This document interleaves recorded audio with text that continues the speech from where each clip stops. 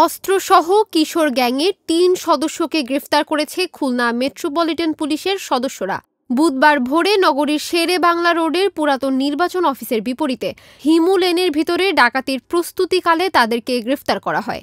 গ্রেফতার ৩ জন হচ্ছেন যশোরের কেশবপুর উপজেলার কাঁঠালতলা গ্রামের সফিন দফাদারের ছেলে সজল দফাদার, নগরীর সোনাডাঙ্গা থানার বসুপাড়া মেইন রোডের বাসিন্দা জনি হাওলাদারের ছেলে সাব্বির হাওলাদার ও সদর থানার বাগমারার ২ নম্বর ব্যাংকার্স গলির বাসিন্দা সেলিম শেখের ছেলে আকাশ শেখ। এদের মধ্যে সাব্বির হাওলাদার ২টি হত্যা মামলার আসামি। সন্ধ্যায় সদর থানায় মিডিয়া ব্রিফিংয়ে এসব কথা বলেন অতিরিক্ত কমিশনার মোহাম্মদ কুতুবুদ্দিন। তিনি বলেন, বুধবার ভোরে গ্রেফতারকৃত যুবকরা সহ ১০ থেকে ১১ জন নগরীর শেরে বাংলা রোডের হিমু গলিতে ডাকাতির প্রস্তুতি নিচ্ছিল। পুলিশ সেখানে অভিযান চালালে আরও ৭ থেকে ৮ জন দৌড়ে পালিয়ে যায়। এ সময় একটি গুপ্তি, একটি ডাবল সুইচ গিয়ার ছুরি, বারযুক্ত ধারালো ছুরি, লোহার রডসহ কিশোর গ্যাংয়ের ৩ জনকে গ্রেফতার করা হয়েছে।